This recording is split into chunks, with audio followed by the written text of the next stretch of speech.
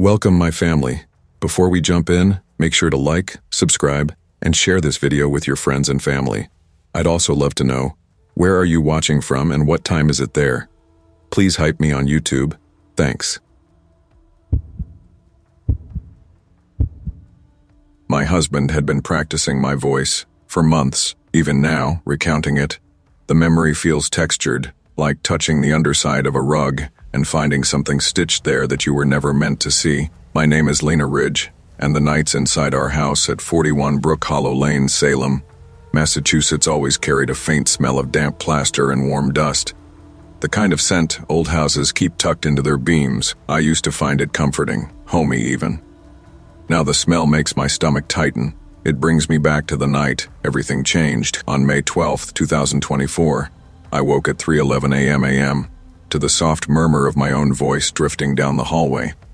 At first, I thought I was dreaming. I lay still, blinking into the darkness, listening to the familiar cadence, my cadence floating up from the living room. The words weren't clear, but the tone was unmistakable. My nervous half-laugh, that quiet lift at the end of a sentence I hated but couldn't break. I pushed myself upright, heart knocking at my ribs. My mouth was dry, my pulse embarrassingly loud in my ears. I remember touching my throat as if to check that my voice was still there with me. When I stepped into the hallway, the hardwood was icy beneath my feet. A faint glow seeped from the living room, not warm like a lamp holder, almost bluish. I moved one foot at a time, afraid to breathe too loudly. As I got closer, the words sharpened. "I'm sorry," my voice said gently. Then again, softer. "I'm sorry. I accept the consequences." But I had never said those words. Not like that. Not to anyone. When I leaned around the corner, I saw Mark standing in the dark, shoulders relaxed, head tilted as if listening to someone invisible. He wasn't holding a device. He wasn't playing a recording. He was just repeating those sentences, with my breath pattern, with my hesitations, with my voice. His eyes slid toward me without surprise. "Hey, sweetheart," he said casually, stepping forward. "You're awake? You want a glass of water?" I remember shaking my head, too stunned to answer. My tongue felt useless in my mouth. Mark walked past me toward the kitchen. His hand brushed my shoulder like an afterthought. I stood there, staring at the place where he'd been, still hearing my voice echo faintly inside the room, even though his lips were no longer moving. The next morning I tried to explain it to myself. Sleep deprivation, stress, the remnants of a nightmare clinging to reality. But then my coworker Jenna approached me at lunch, holding her phone. "You okay?" she asked. "Your voicemail last night." I wasn't sure how to respond. "My what?" I asked. She pressed play without waiting. I heard myself speaking through the speaker, steady, oddly calm. "I'm taking responsibility," the voice said. "I know what I did." Then a breath, my breath. "Please don't make this harder," but I had been asleep, and there was no record of any outgoing calls on my phone. At home that evening, Mark moved around the kitchen with a practiced gentleness. Every question he asked sounded rehearsed. "Rough day. Want help organizing your thoughts?" His tone had a deliberate softness to it, like a therapist trying to lead a patient to an admission. Something inside me recoiled. Later, when he stepped out to take a call, I checked his desk, not rifling, just looking for something, anything that could explain. That was when I found the documents, pages labeled Vocal Map Civilina. My pitch range documented in millihertz, columns for hesitation frequency, notes on which emotional triggers softened my consonants. Another file held drafted statements I had written, apologies, confessions, acknowledgements of guilt for something unnamed. The language didn't sound like me, but the rhythm did. The rhythm was perfect. That night I barely slept. Every sound in the house felt amplified. The groan of the old radiator, the quiet crackle in the walls, Mark's breathing from beside me, steady and deep. Around 2 a.m., I heard a faint beep from his phone and saw his pillow glow with notification light. My number flashed across it. A voicemail alert. But my phone remained silent. The house wasn't listening. Mark was, and he was learning me one syllable at a time. By the end of that week, I whispered to myself in the shower, just to hear the difference between my real voice and the version he was sculpting somewhere out of sight. It was already getting harder. I felt myself shrinking inside my own sound. The real escalation came on the night I tried to confront him.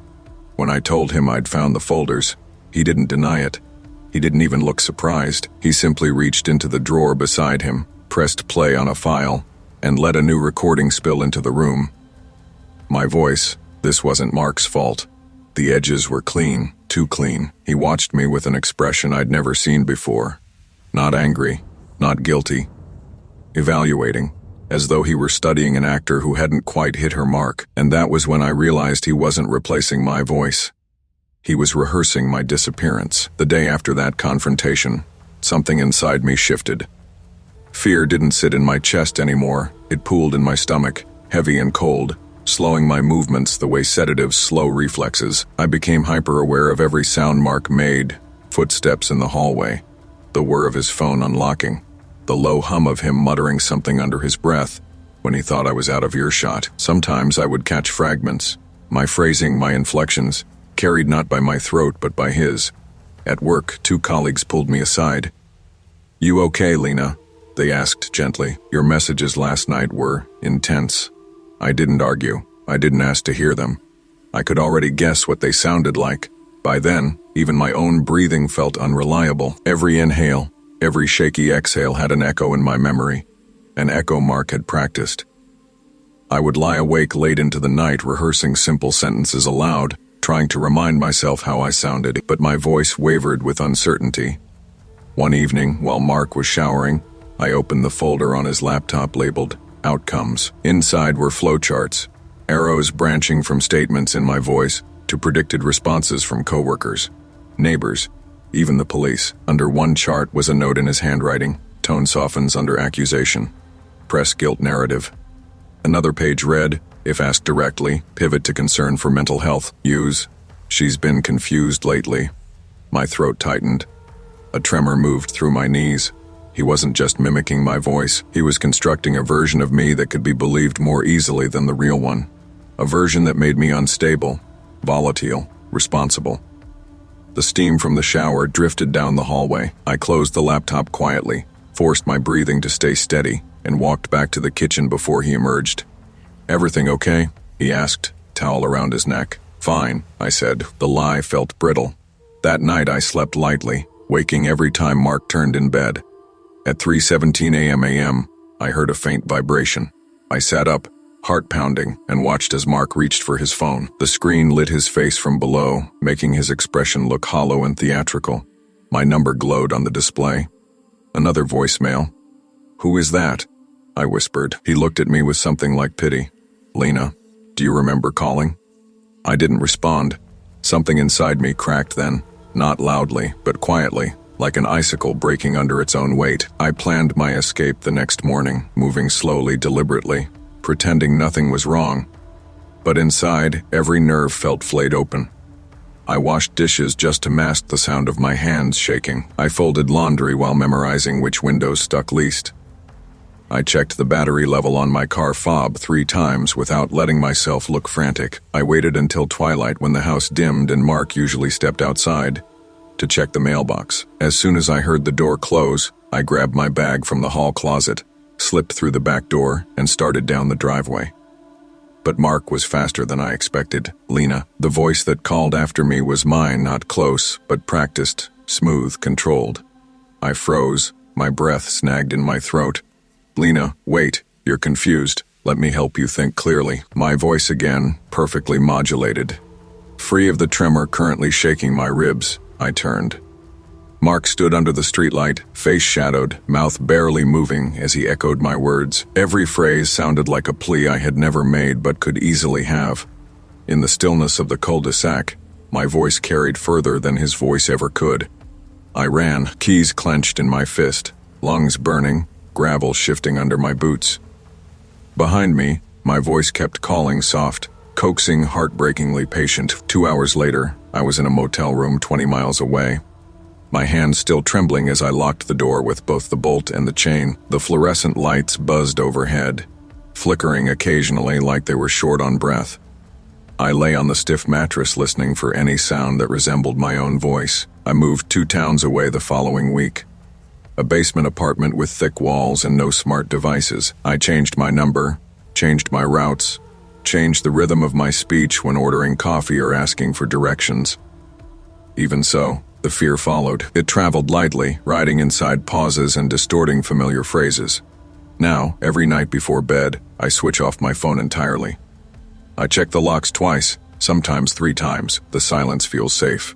Until it isn't, because some nights, just before I fall asleep, I hear a faint buzz from the nightstand. A voicemail notification, always from my old number, always marked with today's date. I never play them, because whatever voice waits on the other end sounds more like me than I do.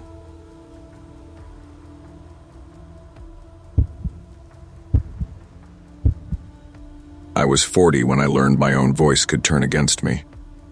My name is Lena Mercer, and until last fall, I thought privacy meant speaking quietly enough that no one else heard you. Jonah, my husband of 12 years, always said my thoughts stayed too internal, but he never minded. Sometimes he even joked that living with me was like living with a library, quiet, predictable, air-thick with unsaid things. Our house at 903 Willowbend Drive sat in a pocket of Raleigh where everything felt a little too still after dark. Even the HVAC made a low, steady sigh that felt intentional. It had always been a comfort to me, white noise to sleep inside of. But in early October, the sound shifted. It wasn't louder, it wasn't broken. It just felt aware, like it had started listening. The rain that week didn't help. It slid down the windows in thin silver lines, turning the inside of the house a dusky blue. I remember sitting at the kitchen table, wiping condensation from a glass, when Jonah repeated a sentence I had said only once into my private notes app. During a night I couldn't sleep. I just feel like I'm disappearing in this marriage, he said. The phrasing, the cadence, even the breath before the last word, it was mine. I froze. Where did you hear that? You told me, he said, not looking up. But I hadn't. I knew I hadn't.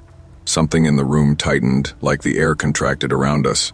Over the next few days, it got worse. Jonah echoed more lines that were mine, raw, unpolished phrases I'd only ever spoken into my phone. Except when he said them, they sounded cleaner, trimmed down as if someone had edited out my uncertainty and left only the indictment. He began throwing them into arguments, into casual conversations, even into quiet moments when neither of us was speaking. I tried to ignore it, told myself I was misremembering, but the sense of being performed grew heavier. The shift became undeniable 3 nights later. He was in the shower, and I went into his office to grab my charger. His laptop was open screen, glowing pale over the desk. An automatic cloud window flickered briefly before minimizing itself. I didn't think much of it, but when I moved the mouse, something caught my eye. A folder labeled Lena Audio Team Port. My chest thudded once, hard. I clicked it. Dozens of files. Dozens, some marked with little blue sync icons, some tagged revision, some clean cut. I opened one. My voice came through the speakers, but wrong. The sound had a metallic rasp under it, like the words were being dragged across steel. The waveform on screen jagged upward in angry bursts. I don't know how to keep going, my voice said, but that wasn't the sentence. In the original, I'd said, I don't know how to keep going with this fight tonight. I'm tired, Jonah. I remembered the room. I remembered the exhaustion, but this version was clipped, context carved out, meaning sharpened into something cold. I clicked another file. My voice again rearranged. I did this to myself. The spacing between each word made my skin tighten. I hadn't said that in any context, not even close. He'd spliced the syllables together, practically sculpted them. A knot formed low in my stomach. I forced myself to look at his browser tab still open behind the audio window.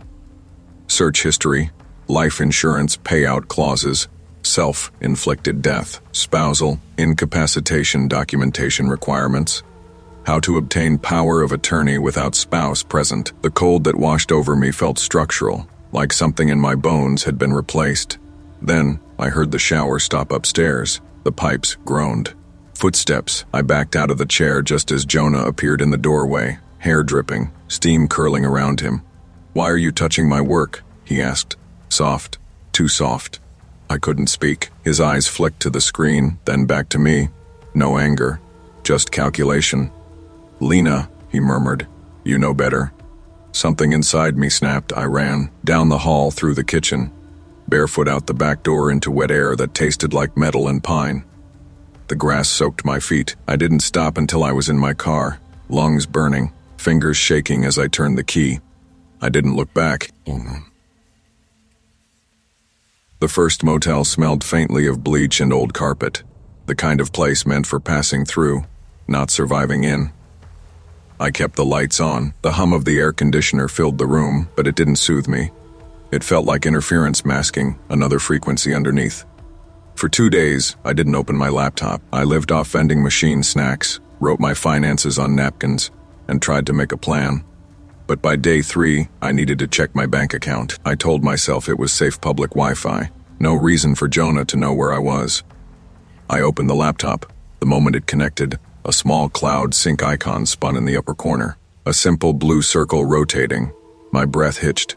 The circle kept spinning, then flashed. Cloud sync complete. A new file appeared on the desktop. Lena Note Final 1 WAV. Not magic, not supernatural, just syncing from the shared account Jonah had clearly never told me he added my device to. Hands trembling, I clicked play. A damp, clipped sound stuttered through the speakers, wet, metallic, like the microphone was submerged. Then my voice. I did this to myself. The exact spliced line, the incriminating one, but now it had a full sentence before it, another phrase lifted from an old recording where I had whispered that I was struggling. He'd grafted them together. I felt nauseous. I slammed the laptop shut. That night, I moved motels again. And again the next day. I felt like a signal bouncing across towers, always traceable. I used cash, avoided cameras, but dread pressed into every inch of my body, like bruises forming under the skin. On the 5th night, I decided to record something the police could use, proof of his manipulation, his editing, his control. I opened my phone's camera, pointed it at myself, hands shaking. My husband is trying to kill me, I said. He's altering my voice, my recordings. Please, if something happens. I stopped, saved the file, played it back. At first, it was my voice. Then the waveform on the playback jolted. Spikes erupted across the timeline.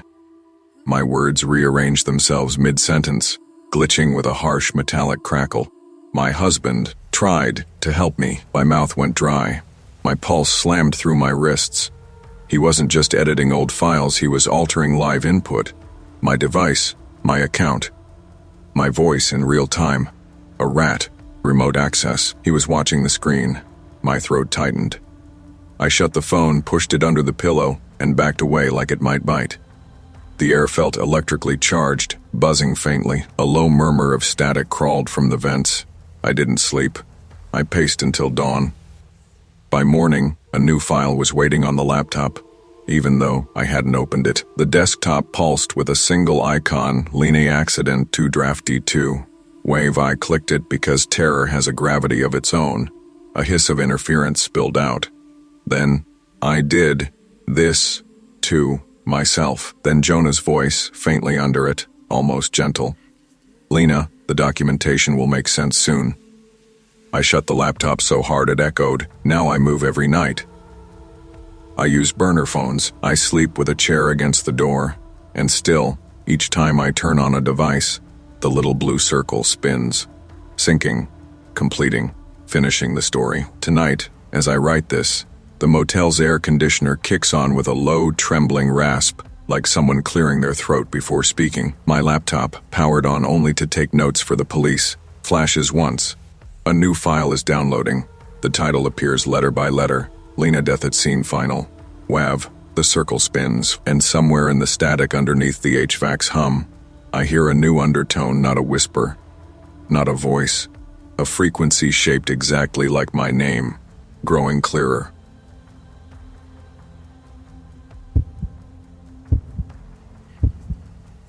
Me, that memory isn't something you lose. It's something someone can take. My name is Sophie Brandt, and before last winter I thought love just meant knowing someone well. Preston knew everything about me.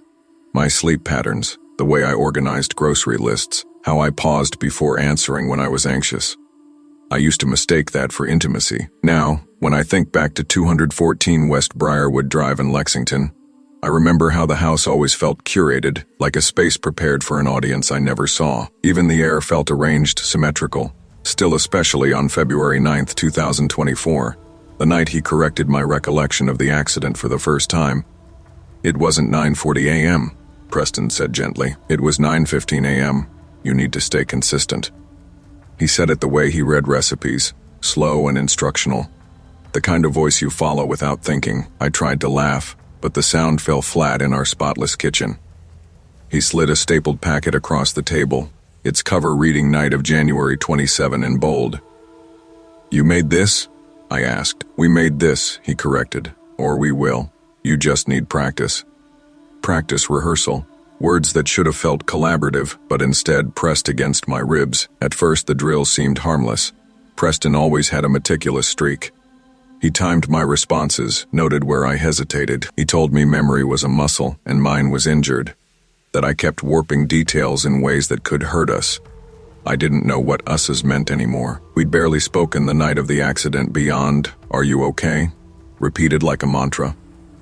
But Preston had pages of notes, time-stamps phrasing, the precise way I should recall the events. Every time I adjusted a detail, he clicked his tongue softly, like correcting a child's posture. The strangest part was how patient he remained. No anger, no blame, just quiet, relentless certainty. You're getting better, he'd say. Let's try again, from the beginning. The beginning, meaning the moment I supposedly saw something dart across the road.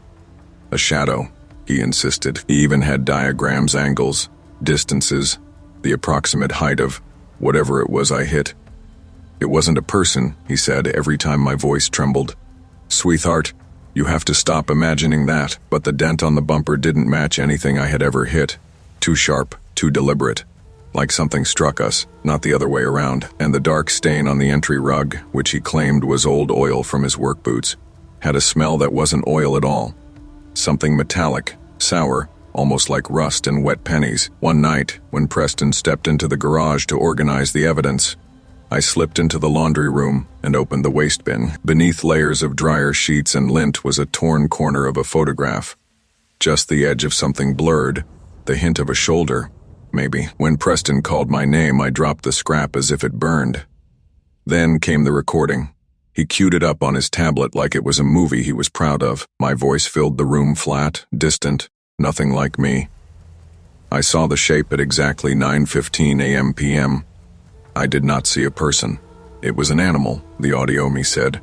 I shook my head. I never talked like that. Yes, you did, he said kindly. You were scared. People sound strange when they're scared.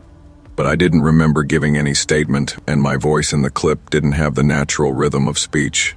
The breaths were off. The pauses too exact. It's spliced, I whispered. Preston looked wounded. Sophie, why would I do that? I didn't know, and the not knowing built a pressure in my chest. The next morning, I woke to find flashcards beside my pillow, printed phrases, bullet points, questions I was supposed to anticipate, my name written in block letters across the top, like I was a defendant preparing for trial. I'm just helping you stay safe, he murmured as he brushed past me in the hallway. His hand rested too long on my shoulder, a guiding weight. Not a comforting one. I stopped trusting myself in increments. First my memory, then my instincts, then the way daylight looked in our living room. Even sounds began to feel rehearsed. The rhythmic creak of the garage door, the soft beep of Preston's watch when he started our training sessions, the metronome, like tapping of his pen as he timed my hesitations. The escalation came on a Wednesday. I had just repeated the line, I did not see a person, for the 13th time when a sharp knock shattered the air. I froze. Preston didn't. He smoothed his shirt, checked the hallway mirror, and opened the door with the poise of a man expecting company.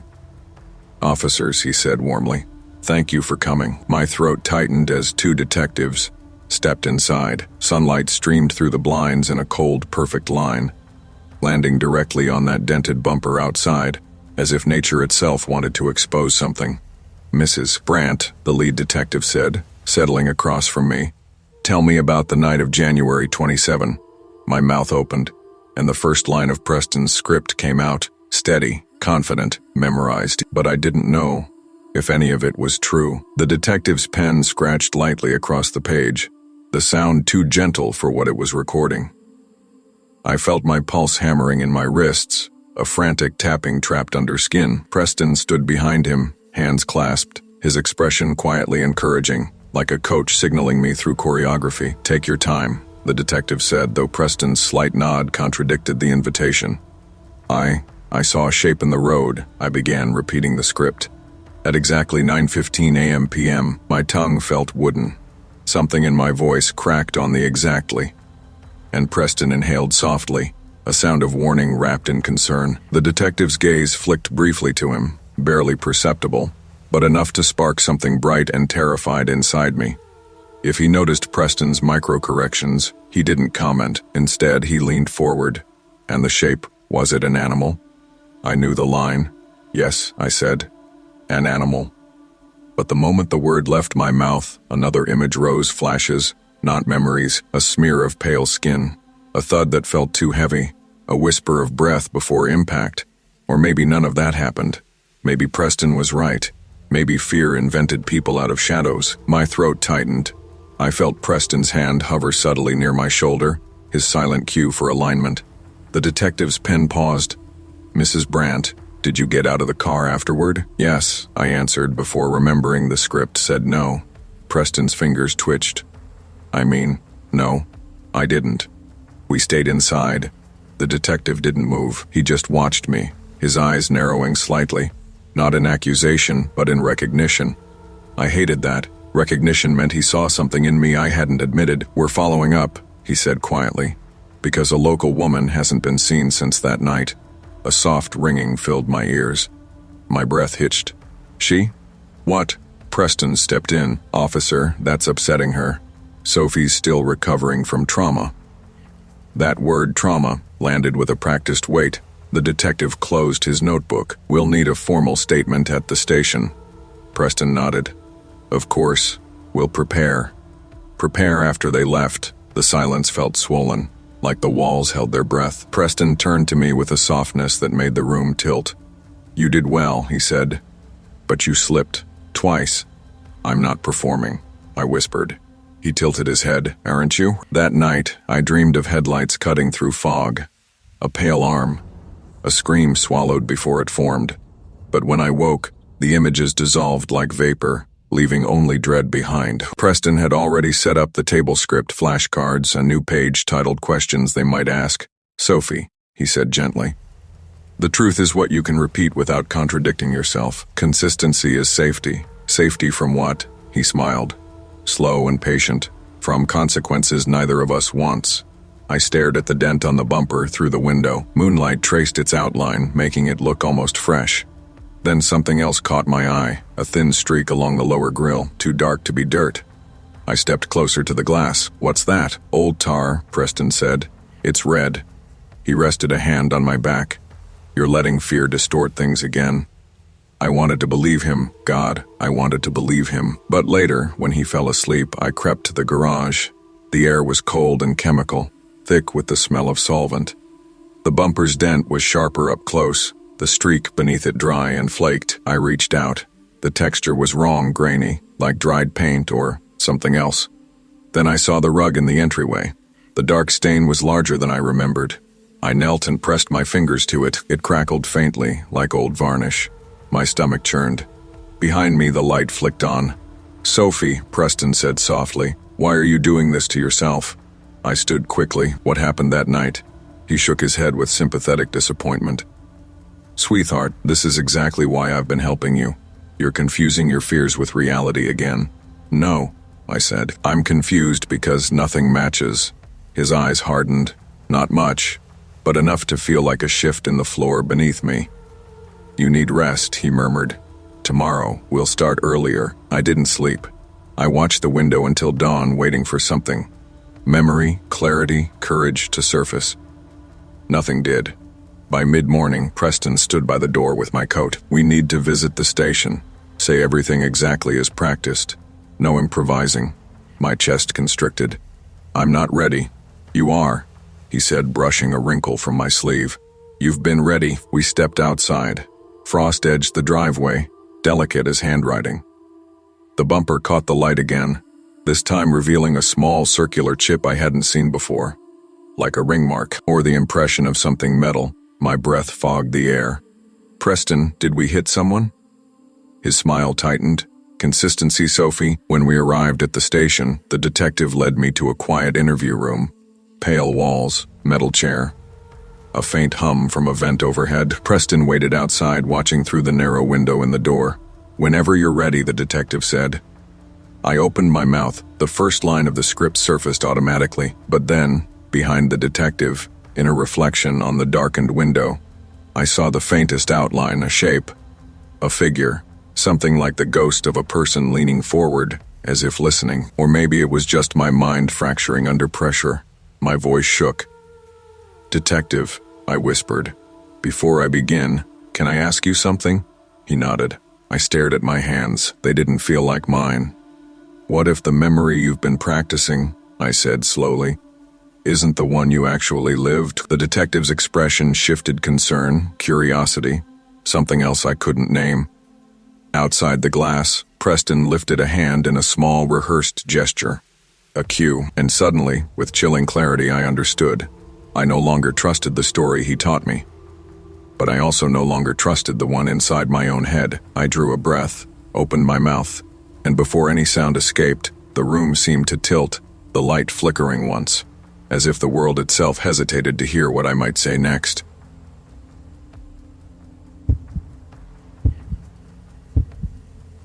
I was 37 when I finally understood. That kindness can rot if you never check what grows underneath it. But I didn't learn that from my life. I learned it from watching my brother disappear inside his. His name is Ben Caldwell, and long before his marriage ended, long before I moved into his old house in the Ecken Park district of Madison, Wisconsin, he had already shrunk himself down to the safest possible shape: quiet, agreeable, invisible. I used to think that made him gentle. Now I wonder if we mistook erosion for character.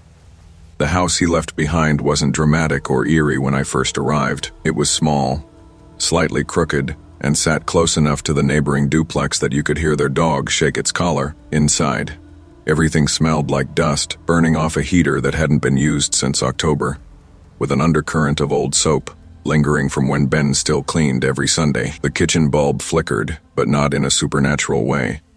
Just loose wiring from the 1950s. Nothing about the place was inherently scary. That's what made what happened feel worse. Horror that arrives without theatrics is the kind that stays. I moved in 3 weeks after Jessica left him. Ben said it was temporary. He needed space to think, which I've learned is a sentence people use when they're too embarrassed to admit they don't know what to do next. He packed a single duffel bag and left everything else behind. Winter coats, books, the cast iron skillet he seasoned yearly, like it was a ritual. When I arrived, the house felt paused, like someone had hit play and then immediately regretted it.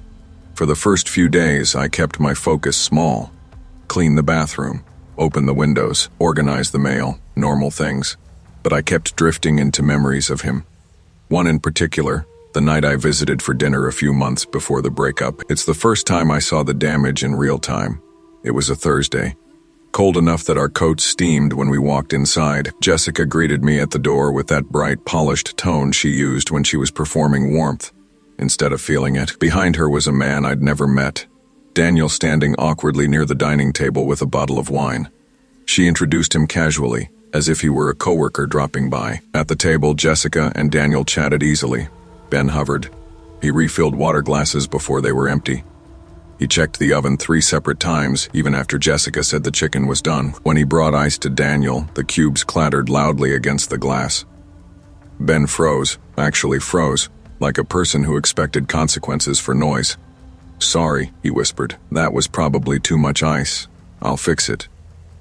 Daniel opened his mouth, maybe to say it was fine, but Jessica cut in with a soft laugh and a glance that wasn't unkind, but wasn't loving either. It was the glance you give someone you've decided doesn't need to be considered. I remember my stomach tightening, not because of the situation itself, but because of how normal it felt to them. Ben had become the kind of man who apologized for the temperature of someone else's drink. After Jessica left him, the house became filled with the residue of that dynamic. But I didn't know that yet. I told myself the heaviness I felt was sadness, not warning. The first strange thing that happened wasn't supernatural. It was subtle. I started apologizing to the house. One evening, I shut a cupboard harder than I meant to. "Sorry," slipped out of my mouth before I could stop it. There was no one there. Just the heater humming and the faint traffic outside. The second time was when I tripped over a laundry basket. "Didn't mean to," I muttered toward the empty hallway, as if the house could be offended. I laughed at myself afterward, but it wasn't a real laugh. It was the kind of sound you make when you're trying to keep something from noticing your fear. Then came the changes. Not objects moving, nothing as obvious as keys that teleport. Instead, the house withheld things. One night, the heat shut off while I was brushing my teeth. It didn't click, didn't rumble. It simply went silent. The cold settled instantly, sharp enough that my breath fogged. I fiddled with the thermostat to no effect, and then, almost without thinking, I whispered, "Please." The vents clicked back on. I didn't sleep that night. My brain kept trying to solve it the logical way: circuit issue, delayed ignition. Maybe I bumped something accidentally, but the timing was too exact. A response, not a malfunction. The next morning I found the bathroom light switched on even though I always turned it off. Not alarming, just noticeable, like someone had been in there after me. The real escalation came at 3:37 a.m., a time that seems engineered for dread. I woke standing upright in the kitchen. My hands were already moving, reaching for bread, mustard, ham. I hate ham, haven't eaten it since high school. But I kept making the sandwich, carefully aligning the slices, cutting it diagonally the way restaurants do. The moment clarity hit, I dropped the knife. It clattered loudly. I whispered, "I'm sorry," before I realized what I was doing. The sandwich sat on the counter like evidence of someone else's intentions mapped through my hands. I had made it for someone who was not there, someone who had never even lived here. I had made it for Daniel. The next day, I tried ignoring it. I worked from my laptop, took long walks, kept the television on, but I kept catching myself doing things automatically. Straightening picture frames, wiping counters that were already clean, lining up salt and pepper shakers. It wasn't OCD. It wasn't stress. It wasn't even superstition. It was obedience. I started testing the house. I'd leave a mug slightly askew on the counter. An hour later, I'd find myself adjusting it without remembering crossing the room. I'd drop a towel on the floor as an experiment and wake up picking it up again, whispering, "Didn't mean to," like someone who feared consequences. The house didn't want my fear. It wanted my compliance. Then I found the notebook. It was wedged behind the dresser in what used to be Jessica's yoga room. A plain black journal with creased edges. I opened it expecting recipes or old budget notes. Instead, I found confession. Page after page of Ben's handwriting, tight and slanted. "I'm sorry I took up space. I'm sorry for breathing too loud. I'm sorry for always needing something. I'm sorry I didn't move fast enough. I'm sorry I exist in ways that aren't helpful." Some pages were dented from the pressure of the pen. Others were warped like he'd cried over them. I stopped halfway through the journal because my chest hurt. That house had taught him to apologize not because Jessica demanded it, but because he believed the only safe version of himself was the one that offered nothing, and now the house was teaching me the same thing. That night the knocking started. Not loud, not frantic. A polite, measured tapping. 3 knocks. Pause. 3 more. The kind of knock that implies patience but expects reward. I walked toward it without meaning to. The hallway felt narrower, like the house was funneling me forward. My feet knew the route. My body remembered hospitality long before my mind did. At the door, I hesitated. The knob gleamed faintly in the porch light. My breath clouded in front of me. Then came the voice. Mira. I knew that voice. It was smaller than I remembered, trembling at the edges. "It's me. I just need Jessica's keys. She forgot them again." My stomach dropped. Ben hadn't left her, not emotionally, maybe not even physically, wherever he was. He still served her, still ran errands, still apologized, still orbited the gravitational pull of someone who didn't even look back at him, and he had come here to complete the cycle. Inside the house, the heat clicked off again, not angrily, expectantly. The house wanted this. My hand hovered over the lock. I could feel permission rising in me. Not fear, not love, not duty. Just the learned instinct to make things easier for someone else. I stared at the door. I stared at my hand. Something in me tried to tighten, to resist, to reclaim myself. But then I felt the cold draft, and I realized something horrifying. I looked at the lock. My hand didn't shake. The terror wasn't that the door might open. The terror was that I had already unlocked it 5 minutes ago, and I didn't remember doing it.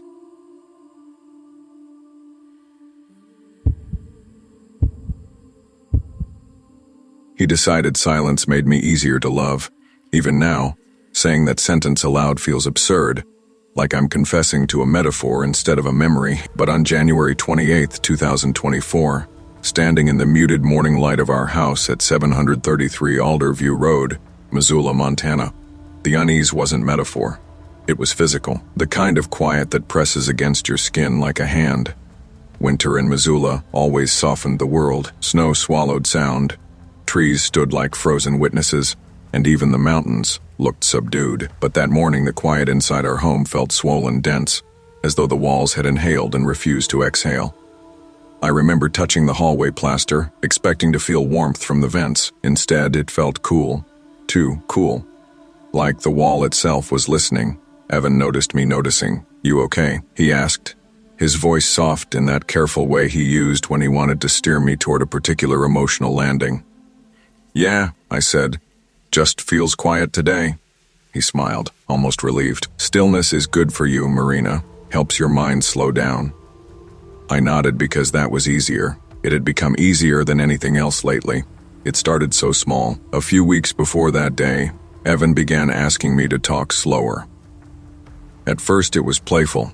"Hey, you're speeding again," he'd tease, brushing his hand along my arm, but the joke kept coming, even when I wasn't talking fast. Then he wanted me to pause between thoughts. Then he'd gently interrupt conversations with, "Wait, stop. Just breathe." He framed it as mindfulness, grounding, stress management, and God knows, I wanted to be better at all those things. I didn't question it when he turned the television volume down mid-sentence, saying it was too stimulating. I didn't say anything when he paused music after the opening note, claiming the apartment above us sounded louder than usual. I didn't even think to push back when my phone suddenly stayed on vibrate no matter how many times I raised the volume. These were adjustments, temporary, I assumed. Couples go through phases, but the day I called myself and heard Evan's voice instead of mine answering, that was different. "Marina is resting," his calm recorded tone said. "Please keep messages brief." I stared at my phone like it had betrayed me. "Why would you record that?" I asked him later. "It sounded soothing," he said simply. "You're better when things are quiet." Better, as if quiet wasn't just preferred but required. I tried brushing it off, but something in the house shifted after that. Conversation became slippery. I'd mention a plan, a lunch with coworkers, a meeting I'd scheduled, and Evan would say, "You told me you canceled that. Remember, you said the noise would drain you," except I'd never said that, or I didn't think I had. His certainty made me doubt myself. The more he insisted we discussed something, the more I wondered if I had forgotten. I found myself rehearsing conversations in my head before speaking them out loud, terrified of misremembering. Then came the noise reduction plan, a shared document on our desktop. My name on it, bullet points I didn't write. Limit external stimulation after 6 p.m. Avoid group activities unless pre-approved. Reduce verbal clutter. Speak with intention. Goal, sustainable stillness. I stared at it until the text blurred. That night I asked, "Evan, what is this? Why is there a plan about me?" He didn't look up from his book. "It's not about you. It's for you. You said you wanted help staying calm."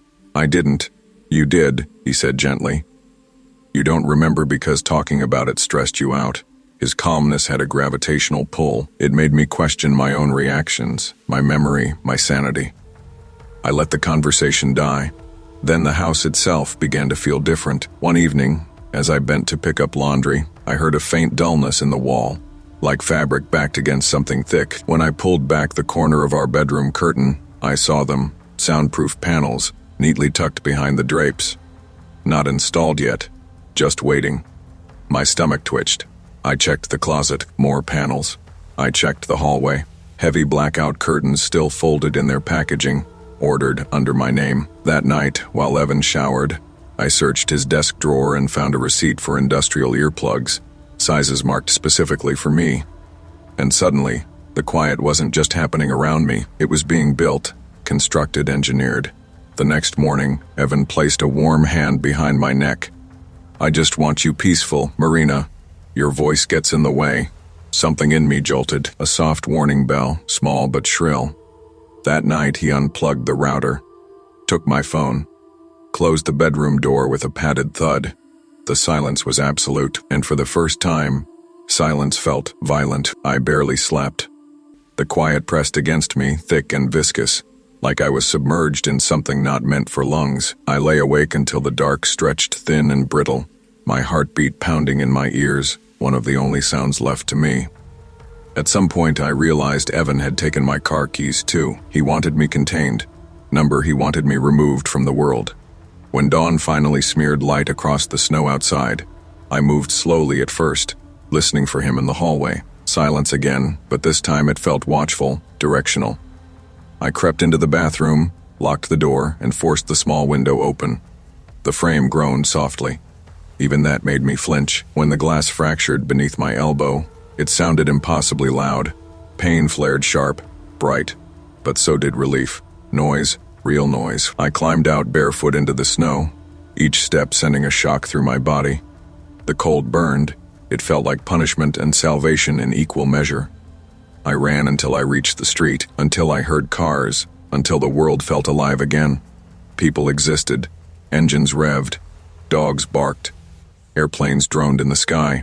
My lungs flooded with the sound of not him. By noon, I had rented a small apartment across town, a place with thin walls, humming pipes, and a heater that clicked every few minutes. Imperfect, noisy, safe. Or so I thought. That first night alone, I kept a fan running, a radio murmuring static, anything to avoid the too deep silence that now felt like Evan's hand closing around my throat. But even with the noise, a thin thread of unease wound through me. Every time the fan wobbled, I startled. Every pause in the radio signal made me feel watched. When the upstairs neighbor shut a door, I jumped like something had snapped behind me. But I reminded myself, this is my noise, not his. 2 days later, while unpacking dishes, I heard a soft tap on my apartment door. My stomach flipped, but it was only the property manager dropping off spare keys. "Everything all right?" she asked. "Yeah," I lied. "Just getting used to the place," she smiled. "These buildings are old. You'll hear everything." I wanted to hug her for that. That was exactly what I wanted. But by that night, the stillness began creeping again, not in the room, but in my mind, a quiet that wasn't natural, a quiet shaped like him. When I stood at the bathroom sink brushing my teeth, I realized I was doing it slower, deliberately, pacing myself the way he'd taught me. I spat in the sink and gripped the counter until my vision steadied. "He's not here," I told myself. "He doesn't get to shape you anymore." But his voice was stubborn. Evan had always been gentle, almost unbearably so, and gentleness leaves deeper footprints than anger. I kept hearing, "Stillness is good for you. Your voice gets in the way. You're better when you're quiet." I left the fan running louder. 3 more days passed. I tried watching television, but I kept lowering the volume without realizing I was doing it. My throat tightened when I caught myself whispering instead of speaking normally. And whenever I looked at my phone, I felt a phantom dread, as if some setting might have changed without my consent. Then, late one night, a blackout hit the building. Everything went silent in a single, suffocating instant. No fan, no refrigerator hum, no heater clicks, nothing. The dark swelled around me. I froze. My breath hitched. My body remembered the padded bedroom door, the unplugged router, the engineered quiet. In the absolute stillness, I heard something faint. So faint I thought it was my pulse. But no, it was a voice. A low whisper, close inside the apartment. "Don't you feel better when you're quiet?" My chest constricted. The room spun. I stumbled backward, knocking into the counter. My heart beat the only sound I could trust. "Even," I breathed, though I wasn't sure if I said it out loud or only thought it. Silence again, complete, total expectant. The power returned a moment later, flooding the apartment with humming noise. But the stillness inside me didn't shake loose. I didn't sleep. I haven't slept well since, because now I know something terrifying. The silence Evan built for me isn't tied to a house or a room or a plan. It followed me. It lives in me, and sometimes in the dead hush between the whir of my fan and the next breath I take, I feel him there in the quiet patient, loving, waiting for me to finally answer his question. Don't you feel better when you're quiet?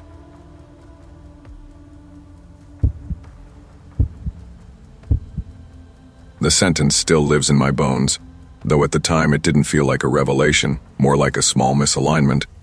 The kind that makes you tilt your head and wonder if a picture frame has always been crooked. My name is Aaron Mallory, and until last August, I believed my memories were mine alone, firm and unexchangeable, like stones smoothed by years of use. Our townhouse at 1842 Willowcrest Loop in Salt Lake City always smelled faintly of pine cleaner and old paper.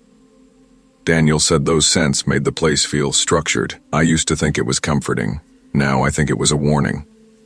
On August 9th, 2024, the air felt sharp, like the world had clicked into a colder register. I remember padding into Daniel's office to borrow tape. That's all I wanted, tape, but the desk drawer stuck, and when I tugged harder, the whole track shuddered loose, and a stack of glossy photographs slid forward with childhood pictures of me that I recognized instantly. At least I thought I did. In the top one, I was 7, wearing my old lavender jumper, but the backyard behind me wasn't ours in Sacramento. It was some beige suburban lawn with a white fence I'd never seen. And the woman standing behind me, smiling, hand on my shoulder, had my mother's hair, her eyes, her posture. But my mother died when I was 20, long before this could have happened. My mouth dried so fast I heard the click of my tongue against my teeth. When I asked Daniel about the photos, he didn't even look up from the sink. These are the versions you told me about, Aaron, remember? His voice carried that soft, professional firmness he used with skittish clients at the insurance firm. I told him I had never described those scenes. I told him they were impossible. He just rinsed a mug and said, "People forget things. Trauma shifts memory." He said it with such certainty that for a moment I felt childish arguing, but then more things shifted, subtly at first. A story I told during dinner with friends about a job I quit in my 20s ended with Daniel gently correcting me. "No, honey, you were fired. You said it was humiliating." Everyone glanced at me with that careful politeness people use around fragile things. I felt heat crawl up my neck, even though I knew he was wrong. Or I believed he was wrong, but the way he said it, confident, unhesitating, made something in me jolt, as if I'd missed a memo about my own life. The day after that, I opened my email to find a message thread from 3 years ago, except the replies had been rewritten. My phrasing wasn't my own. The tone too clipped, too bitter, felt foreign. I scrolled through in growing nausea until my name appeared in bold at the bottom, signing a sentence I would never have written. I've always resented the way she babied me. I stared at it so long that my vision blurred. I checked the metadata. Modified last week. Modified by Daniel's login. That night, I heard the soft whir of our home printer at 1:14 a.m. I crept out to the hallway, heart thudding under my ribs. Daniel stood in his office, illuminated by the blue glow of his monitor. He was printing journals. My journals, ones I hadn't touched in years. He stacked them next to a binder labeled Aaron 20 True Narrative, gliding his hand over the cover like someone smoothing wrinkles out of a bedsheet. For a moment, I thought he sensed me behind him. His shoulders shifted, then he whispered to himself, "Inconsistencies to eliminate." The next morning, he was cheerful, frying eggs like nothing had happened. I watched his back as he moved around the kitchen, neat and efficient, humming a tune I didn't recognize. When he glanced over his shoulder and said, "You slept well," a cold, almost metallic taste filled my mouth. Had he looked in on me? Had he watched? I asked how he knew. He shrugged. "You weren't restless," as if he monitored my sleep cycles. The escalation came in pieces, like someone tightening strings one notch at a time. A text thread rewritten, a printed timeline with crossouts in red pen, notes in the margins, memory conflicts requiring correction. I kept telling myself there had to be an explanation. Stress, overwork, his new obsession with self-improvement podcasts. Something rational. But one night, while grabbing my spare toothbrush from our fireproof safe, I found a birth certificate, my name, my birthday, but a different county, a different hospital, and the original was gone. I remember sitting on the floor, tile cold against my thighs, the fake certificate trembling in my hands. That moment was the first time I felt something inside me, split wide enough for dread to pour in. I confronted him the next morning, though. Confronted isn't the right word. I approached him. Gently, carefully. The way you'd approach an animal that might bolt or bite. Daniel sat on the couch in his usual immaculate posture, ankles crossed, coffee mug resting on his knee. I held the false certificate with fingers that shook, despite my efforts to steady them. "Where's the real one?" I asked. He didn't flinch, didn't blink. His relief was almost palpable. "You're finally letting go of the false memories," he said, voice soft, warm, congratulatory. "I knew you'd see it my way." My stomach dropped so fast it felt like I'd stepped into an elevator shaft. His ease, his composure, those frightened me more than the documents. It was the way he acted, as though we'd been working together on something, some long project, and I had finally come to agreement. He touched my knee and said, "Memory is elastic, Aaron. You're just snapping back into alignment." I pulled away so abruptly the room spun. Over the next days, every sound in the townhouse felt amplified. The hum of the refrigerator, the whisper of the heater vents, Daniel's measured footsteps down the hall. I couldn't breathe around him. His corrections came faster. "You never liked that restaurant. You avoided your cousin. You hated Sacramento." Statements spoken with such calm conviction that my own certainty eroded like chalk in water. Sometimes I'd pause mid-sentence, suddenly unsure if the anecdote I was telling had ever happened. He always filled the silence with his version. One evening I overheard him on the phone in his office. "She's almost aligned," he murmured. "Soon everything will match." His tone wasn't triumphant. It was patient, almost tender, the way someone might speak about restoring a damaged heirloom. I closed the bedroom door and locked it with shaking hands. Sleep became impossible. The shadows in the townhouse felt slanted, wrong. I woke repeatedly to the sensation of someone standing near the bed, though every time I flicked on the lamp, the room was empty. The smell of pine cleaner clung to everything, sharp and medicinal. I started keeping my bag-packed wallet, keys, an old folder with the real birth certificate I'd hidden years ago after a clerical error forced me to reprint it. I never expected that foresight to save me. The breaking point came on a Wednesday night, after Daniel cooked salmon and placed my plate with almost ceremonial precision. "You used to hate fish," he said casually, "but you've grown past that." I stared at him, heart pounding so loudly it muffled the outside world. I had always loved salmon. He knew that. Everyone knew that. When I said it, he tilted his head with gentle concern. "No, Aaron. You told me once it reminded you of hospital food." He said it like it was fact, like I was misremembering again. Something cracked. Not loudly, not dramatically. Just a small internal tear, like fabric giving way. I excused myself, went to the bedroom, closed the door, and sat on the edge of the bed listening to my pulse hammer against my eardrums. The window was open an inch, letting in cold night air that smelled faintly of car exhaust and distant rain. It grounded me enough to think clearly for the first time in weeks. I walked out without a coat, without my phone, without shoes at first, until I doubled back and grabbed them from the entryway. Daniel called my name once calmly, not worried, not panicked, just a single, steady Aaron. The sound chased me down the stairs like a hand brushing the back of my neck. I drove until the city lights thinned into darkness. I ended up in a rented basement apartment 2 cities away, where the walls smelled of old detergent and damp concrete. I thought distance would silence everything he'd rewritten, but memory is a slippery thing once someone starts rearranging it for you. Sometimes I hesitate when filling out forms. Place of birth, childhood address, emergency contact. My pen stalls, hovering, as if waiting for Daniel's voice to supply the corrected version. And worse, sometimes I hear him softly, patiently. "You never lived there, Aaron. That's not how it happened. Try again." I tell myself it's residue. Psychological damage, nothing more. I tell myself he isn't here, that he can't reach me now. But last night, I found an envelope slipped under my door. No return address. Inside was a single printed page, a timeline. My timeline, with new notes on the margin, in Daniel's handwriting, alignment nearly complete. Continue revisions remotely. At the bottom, underlined twice. She will remember correctly soon, and for the first time, I'm not sure whether the fear twisting inside me is because I know he's wrong, or because part of me wonders if he's finally right.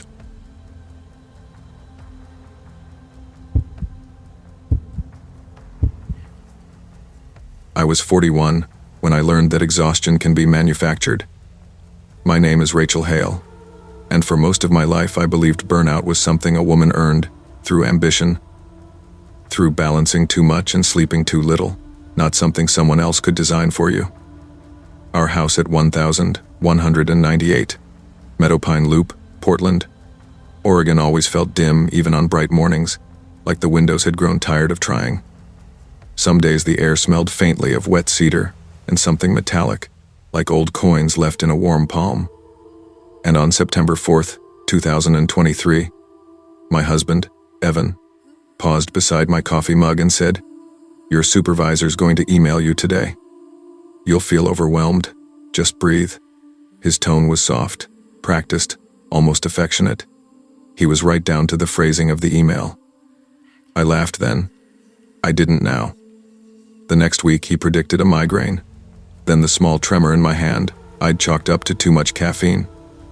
Then the mistake I made on a client, report the exact line, the exact client, like he'd written it into my day before it happened. Evan stepped in gently, helpfully. "Let me answer your emails while you rest. Take the afternoon off, honey. I'll schedule the doctor." "You shouldn't worry." I let him, because softness is persuasive. Softness feels like support. He organized my medications, adding new bottles with labels I didn't remember agreeing to. The pills had a chalky, bitter smell, and after I swallowed them, the world softened at the edges. My limbs felt like they were filled with warm sand. I thought I'd simply hit that stage of adulthood where tired becomes a personality trait. But small things didn't add up. My friend Nina asked if I'd received her texts, weeks of them. My call log showed nothing.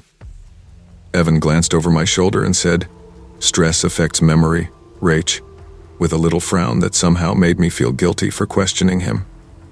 My work calendar filled with meetings I didn't recall accepting.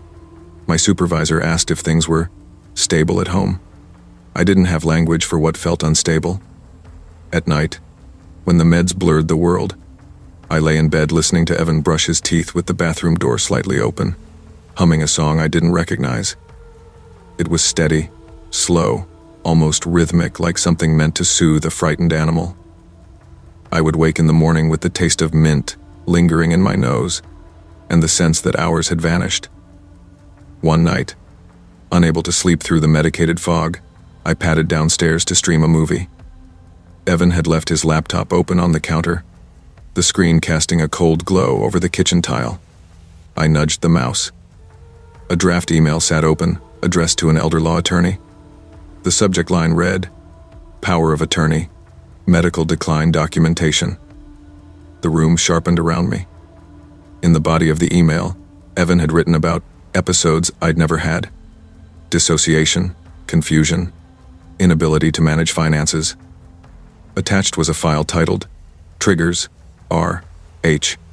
Inside was a list of my supposed stress vulnerabilities, time-stamped observations, predicted reactions, and notes on how to guide episodes toward medical justification.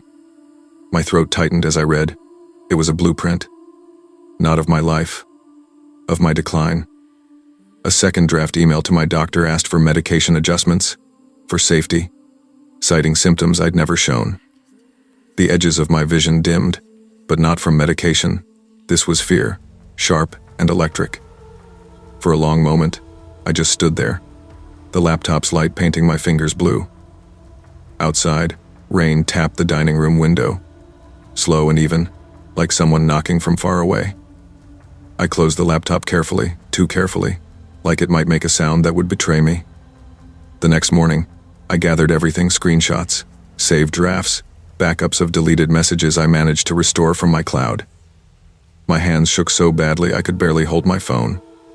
I scheduled a meeting with HR during my lunch break. And Evan sensed it immediately.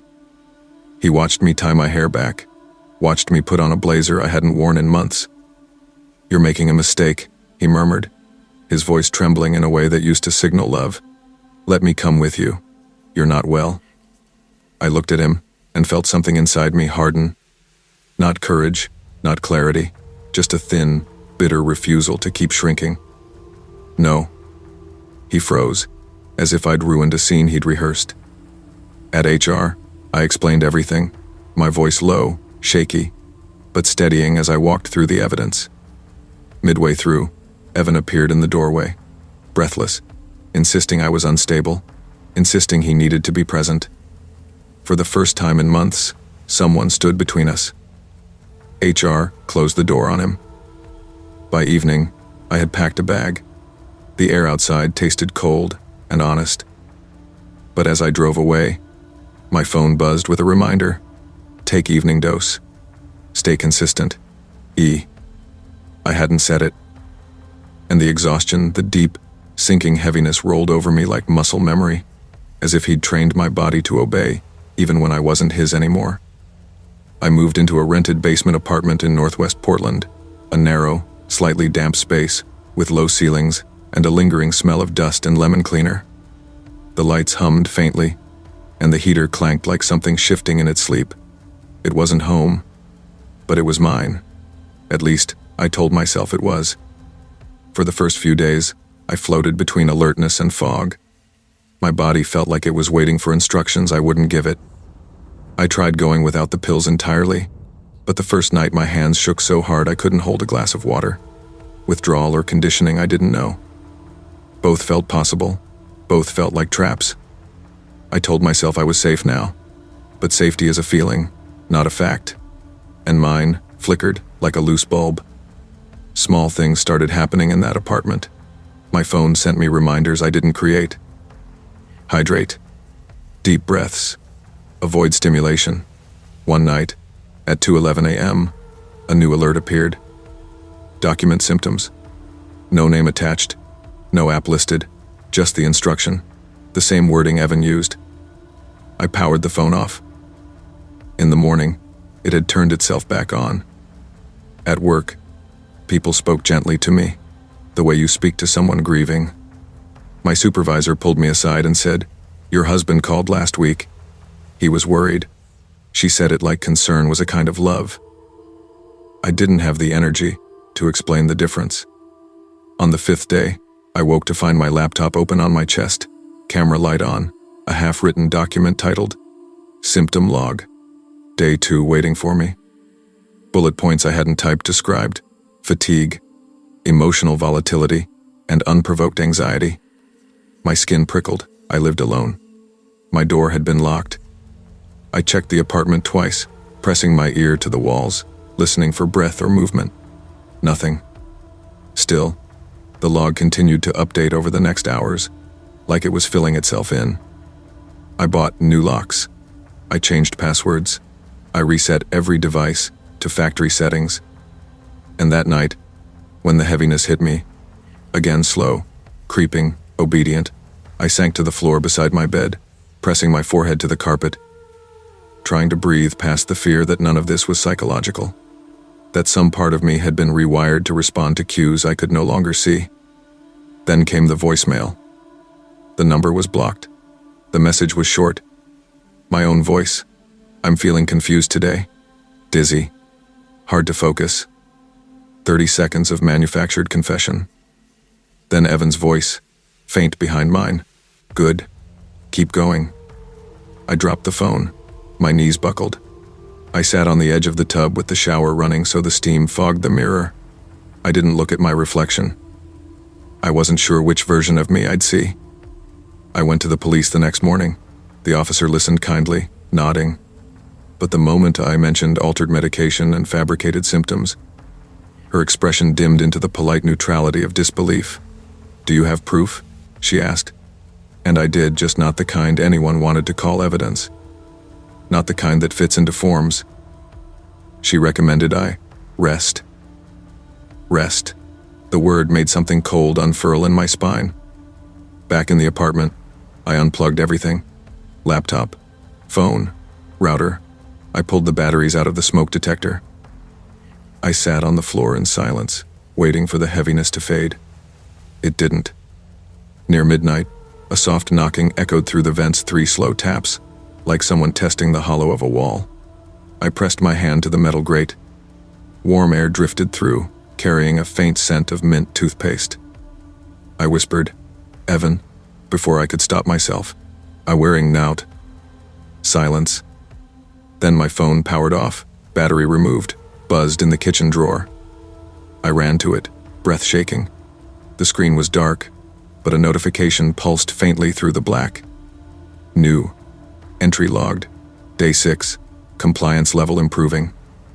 My stomach dropped, not because it was impossible, but because a part of me felt relieved, as if being told what I was had become easier than trying to remember who I'd been. I slid down the cabinet, the tile cold against my spine. Outside, rain tapped steadily against the window, soft, rhythmic, familiar. The same cadence Evan used to hum at night, the steady pattern that used to put me to sleep. I realized then that exhaustion wasn't just something he'd inflicted. It was something he'd trained into me, conditioned, reinforced, rewarded. And even now, away from him, the tiredness bloomed on command. Some nights, I still hear the tapping through the vents. Some nights, I still smell mint. Some nights, the heaviness settles over me so quickly, so thoroughly, that I swear I feel his hand on the back of my neck, guiding me downward. And the worst part, the part I can't outrun, is the quiet fear that he doesn't need to reach me anymore. He already built the version of me he wanted, and she's still here.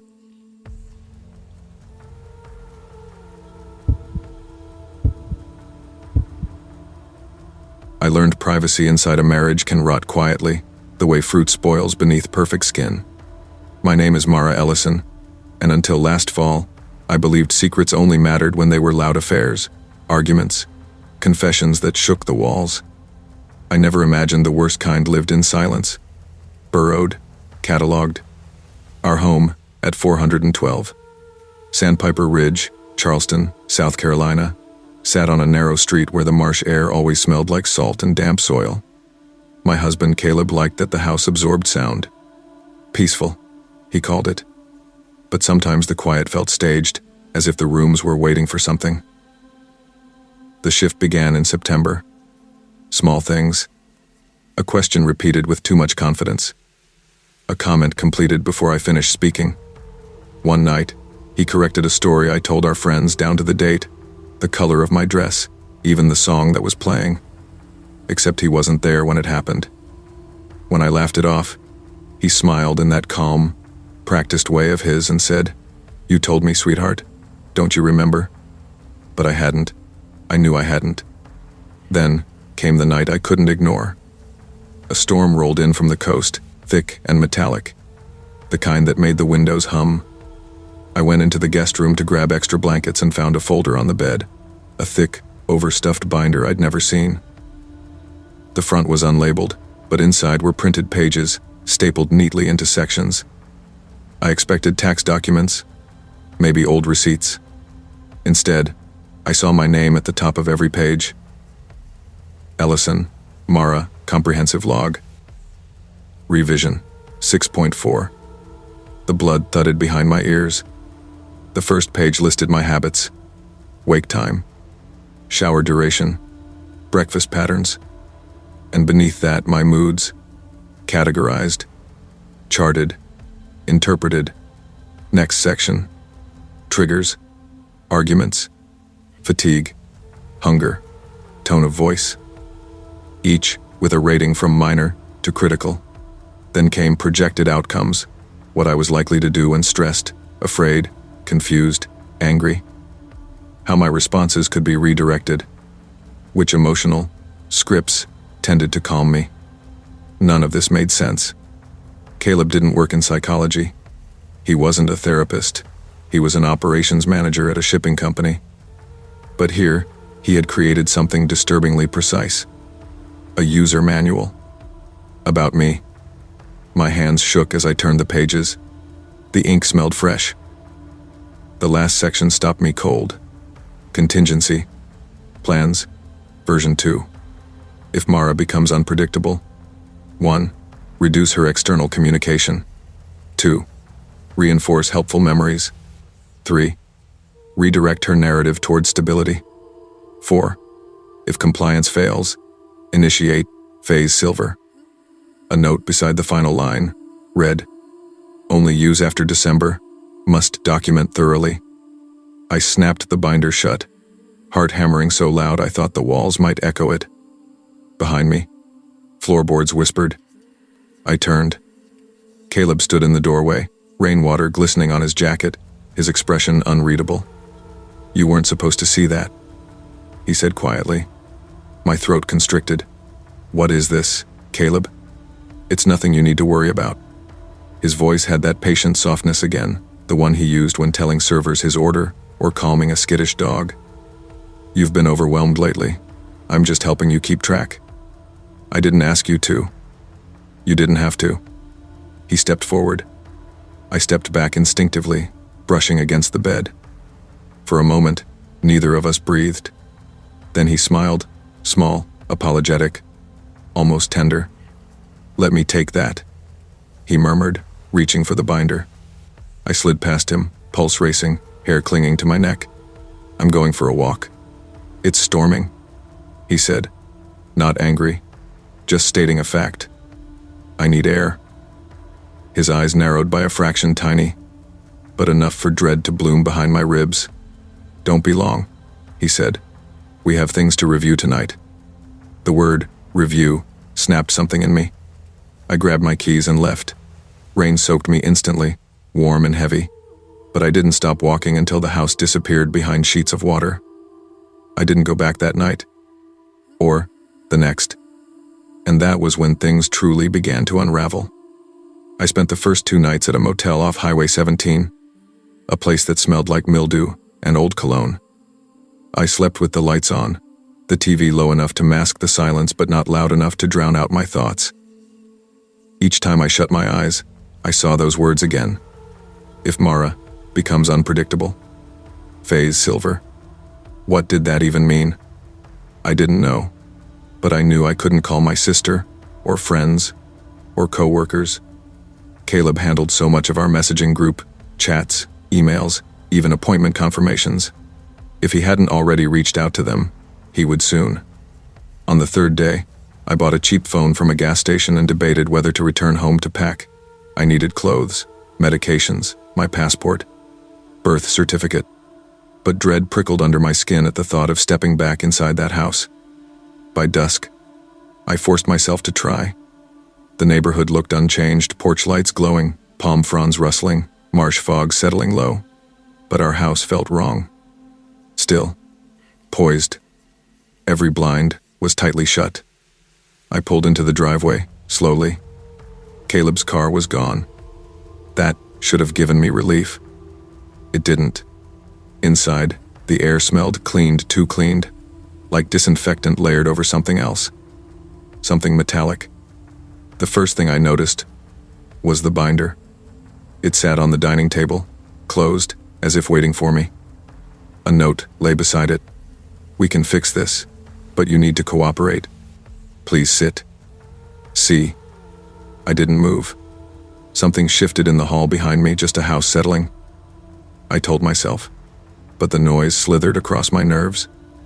The storm had passed, yet the quiet felt electric. I turned toward the stairs. That was when I saw the cameras. Tiny black domes, barely noticeable unless the light hit them. One near the stairwell, another above the pantry, a third tucked beneath the living room sconce. My breath thinned. He was documenting everything. My movements, my reactions, maybe even my sleep. I rushed upstairs. The bedroom looked untouched except for my nightstand drawer. Pulled open, contents rearranged like someone had cataloged them. A printed sheet lay on the pillow. Observation log. 9/1410. Subject increasingly distrustful. Memory gaps evident. Continue, narrative reframing. Initiate, Silver, soon. I staggered backward, dizziness wrapping around me like a fist. Subject. Not wife. Subject. I grabbed a duffel bag from the closet, stuffing clothes inside blindly. My hands shook so violently that I dropped half of what I touched. When I reached for my passport, I froze. It wasn't there. Inside the drawer, instead, lay a note. Already secured. Come home, so we can finish the assessment.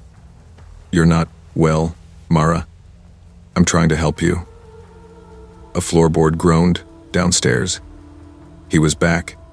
I bolted for the window, fumbling with the latch, but my sweat-slick fingers slipped.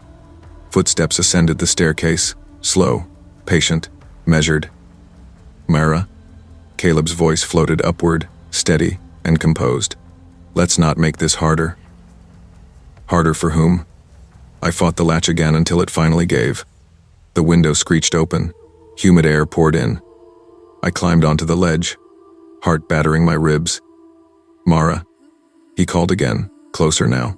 "Phase silver only happens if you resist." Every word punctured something inside me. I didn't wait. I jumped. The landing knocked breath from my lungs. Pain shot through my ankle, but adrenaline forced me upright. I limped toward the marsh path behind the houses, panting, vision flickering at the edges. Behind me, the window creaked open. "Mara," he said softly, "don't run. It will confuse things." I didn't look back. I made it to the main road before collapsing behind a dumpster, shaking uncontrollably. I stayed hidden until sunrise. That was 6 weeks ago. Since then, I've stayed in short-term rentals under fake names, moving every few days. I keep no routine. I speak to no one. I carry my duffel like a life raft, though it holds nothing that anchors me to who I was. Last night, at a small rental in Somerville, I found something on the kitchen table when I returned from the store. A new binder. Slimmer, cleaner, bright white. The front labeled in his handwriting, Ellison, Mara Log 7. Phase, silver initiated. Status, in progress. Inside were the first 3 entries. Day 1. Subject remains resistant, but predictable. Day 2. Subject exhibits avoidance behaviors. Day 3. Subject located. Engagement pending. The last line wasn't printed. It was written in fresh ink, and beneath it, impossible, nauseating, intimate, was a timestamp. 3 minutes before I unlocked the door. I don't know where he is now. I don't know what phase silver actually entails. But I know this. Some secrets don't stay in the marriage. Some follow you. And some, like mine, already know where you sleep.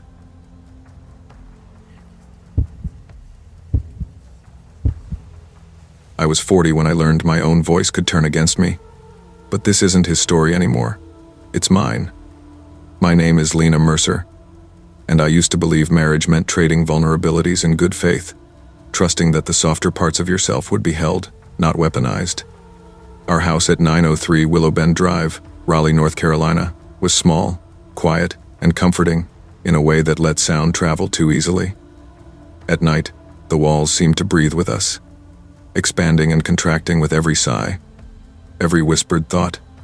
That was where I first noticed it, how silence sometimes felt staged, like someone waiting for their cue. My husband, Jonah, recorded audio journals. I'd known that for years. He said talking to himself in the dark helped organize the things he didn't want to say aloud. But I never listened. Not until October. Not until I realized the things he whispered into those files were slipping into our marriage, like mold creeping beneath wallpaper. The night everything shifted, rain streaked the windows in thin silver lines, and the house smelled like wet leaves and reheated leftovers. We were sitting at opposite ends of the couch, Jonah scrolling on his phone, me trying to read the same paragraph 3 times. Then, out of nowhere, he said I'd been checking out lately. The phrasing hit me hard. Not the meaning, but the exactness of it. Those were my words. Words I'd whispered once, late at night, into my own notes app. After a fight we never resolved. A line I had never spoken out loud. "Where'd you hear that?" I asked. He shrugged. "You told me." But I knew I hadn't. Something in his delivery was too precise. Almost clipped. There was a pause mid-sentence I recognized, a hesitation I remembered from when I recorded it. The room suddenly felt too warm. The air thickened. I tried to brush it off, but unease settled in my ribs and stayed there. Over the next few days, Jonah repeated more things, fragments of my private recordings, but changed, smoothed out, rearranged. Once, while we were arguing about bills, he said, "You keep making me feel useless," a line I'd recorded during one of his depressive stretches.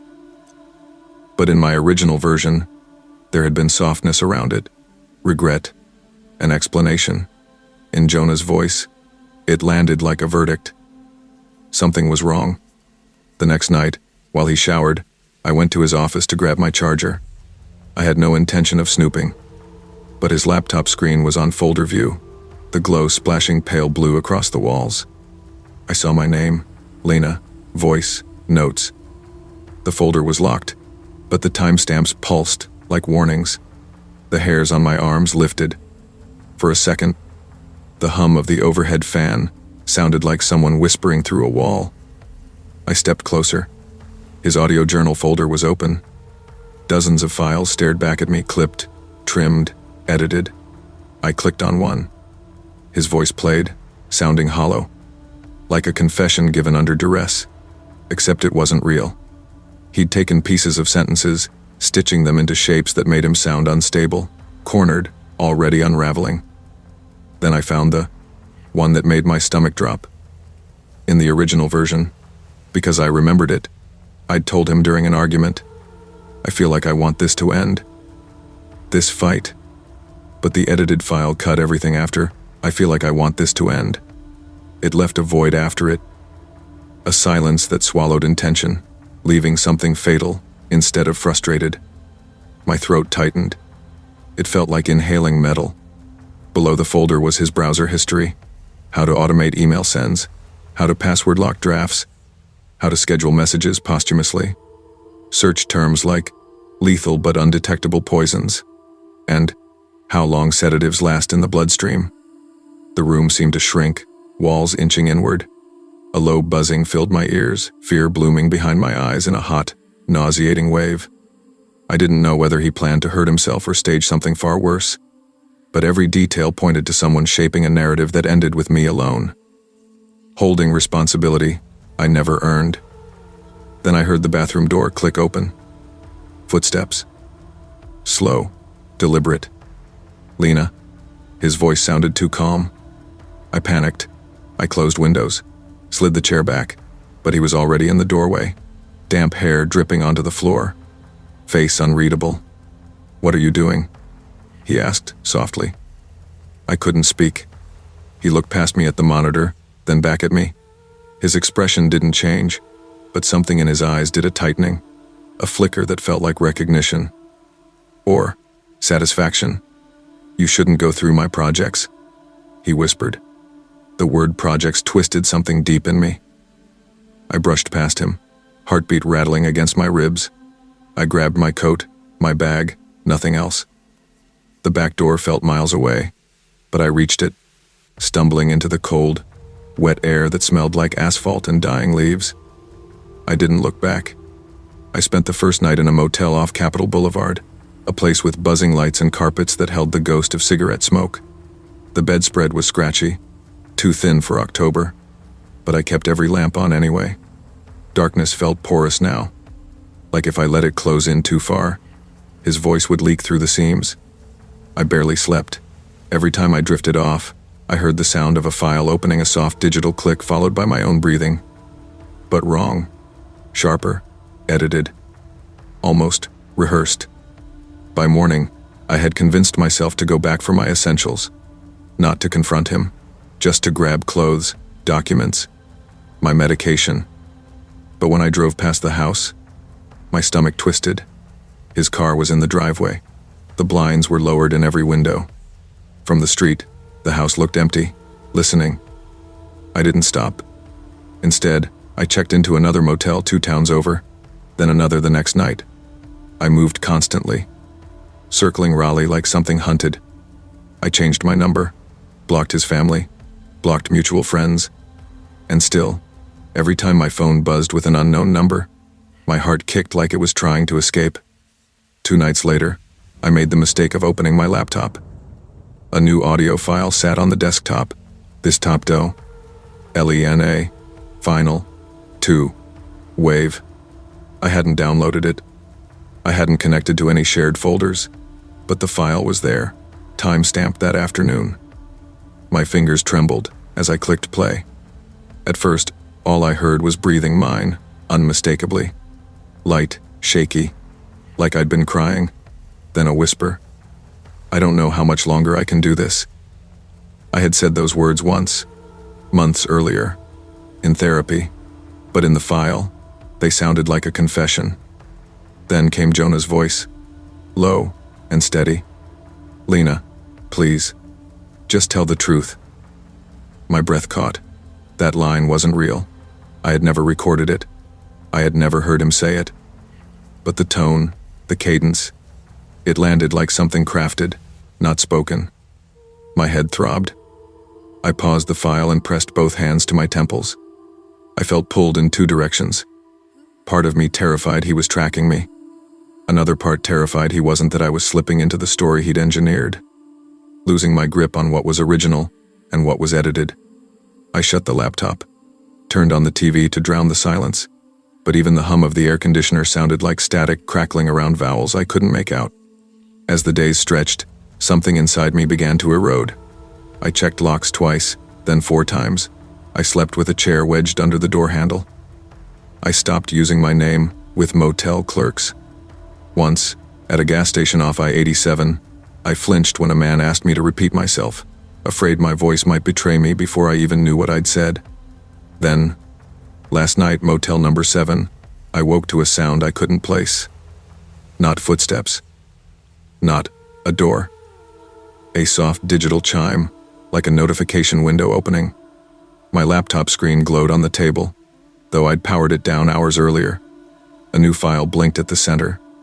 Lena. Draft. 4. Wave. I felt cold all over, the kind of cold that lives beneath the skin. I approached slowly, each step thick and heavy. When I clicked play, the room seemed to tilt. It was my voice again, but not from therapy, not from any journal. It was a whisper shaped exactly like my fear, spoken in a tone I didn't recognize as my own until halfway through. "He's almost finished. She just needs to follow the plan." Not I. She. My mouth went dry. The voice wasn't mine, but it was close enough to pass. Then came a second voice layered beneath it, barely audible. A breath, a syllable that sounded like the beginning of my name. The motel's HVAC unit kicked on, filling the room with a low rumble that swallowed the last seconds of the file. When the sound faded, I realized I wasn't alone in the room, not physically, but echo-wise. The air felt imprinted, watched. I closed the laptop, unplugged it, wrapped it in towels, and shoved it into the dresser drawer. But the whisper lingered, thin, persistent, like tape looping somewhere behind the walls. I don't know where Jonah is now. I don't know whether he's still editing or if the story has moved beyond him, taking on a shape of its own. I only know that at every motel, every night, just before sleep drags me under, I hear that same whisper curling out of the dark. A voice, almost like mine, finishing my sentences, finishing me. And somewhere out there, maybe close, maybe, not, someone is opening another file. I can feel it. A breath that isn't mine, a whisper shaped exactly like my name.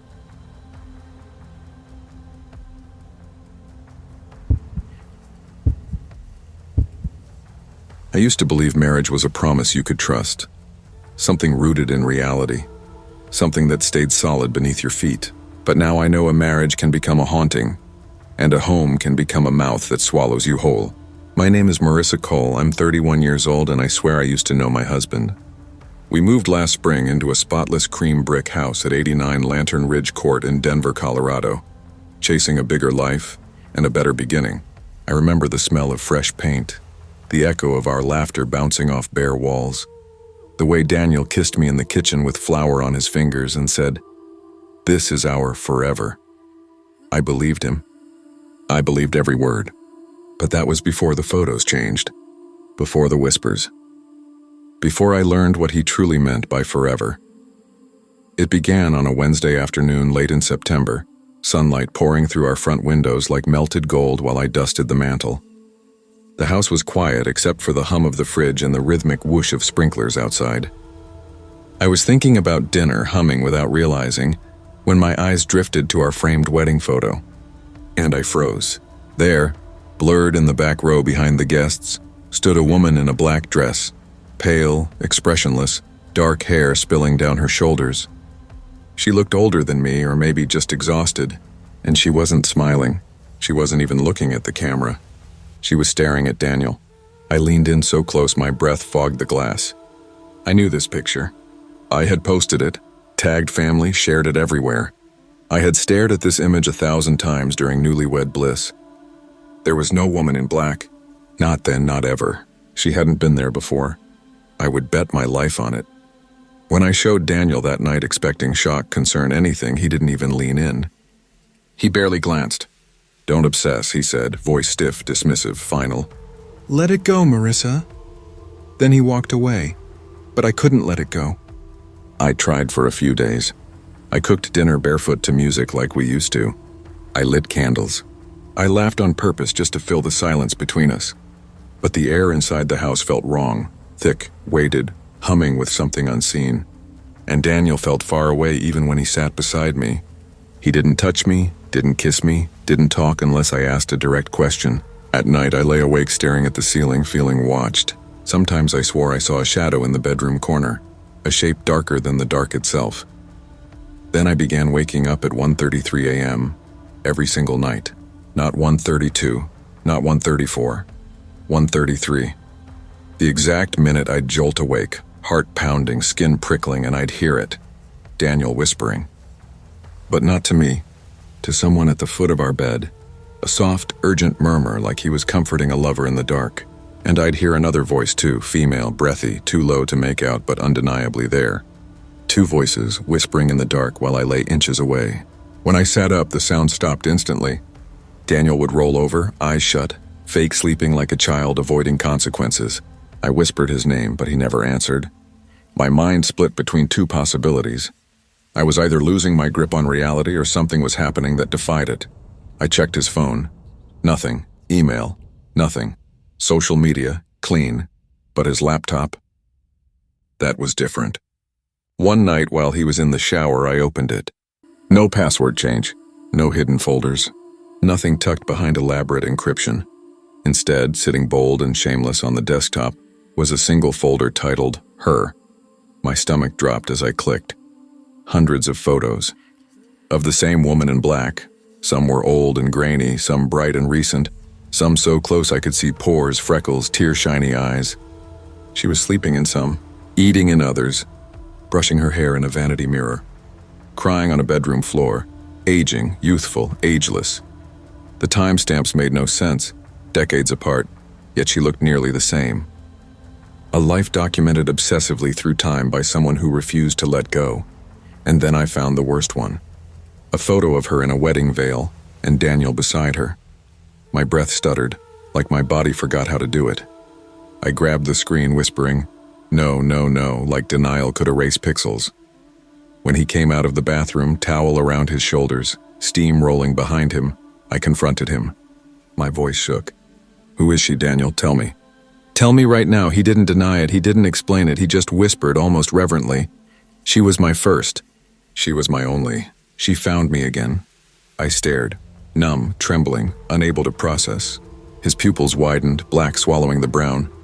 He tilted his head as if listening to someone I couldn't hear. Then he said with a kind of feverish devotion that made me sick, "She wants her life back. She says you don't belong here, Marissa. She says I have to fix it." Something in me broke. That night I ran.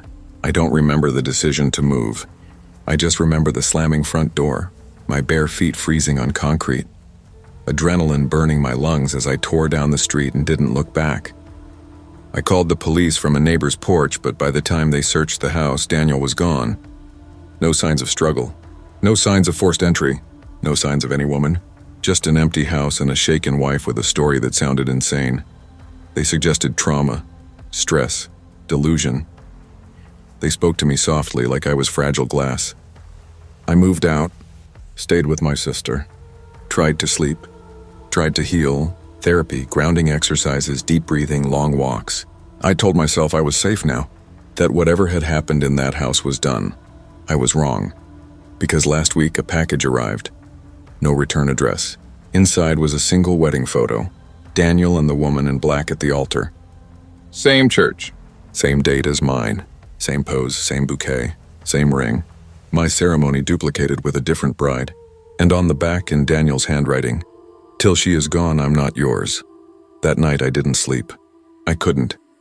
I lay awake at my sister's house, staring at shadows on the ceiling, listening for whispers that weren't there.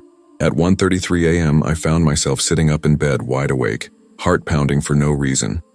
I felt eyes on me, though I was alone. My legs trembled so hard I had to clench my fist to stop them.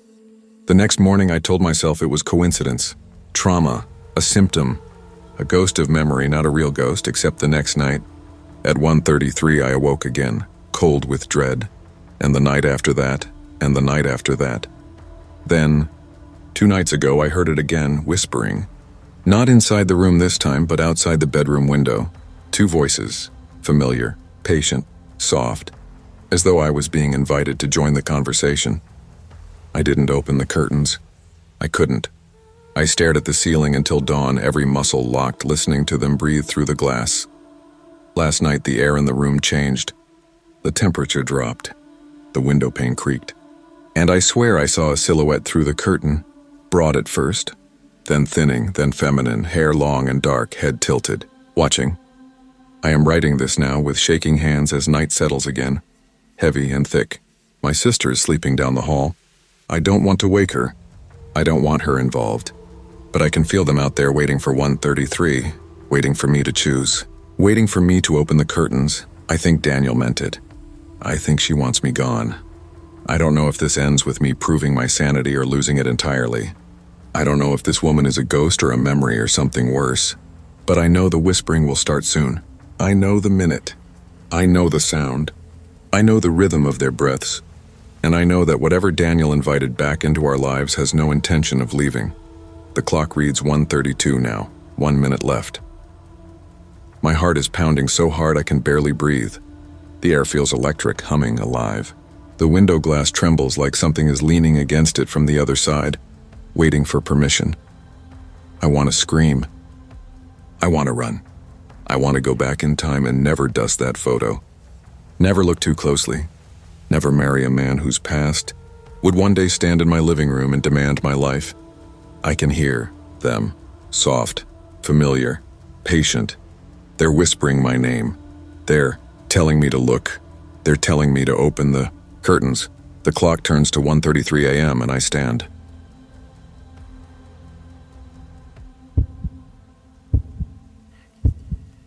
I fell in love with a man who never really spoke for himself. That's the sentence that loops in my head now like a hymn sung wrong.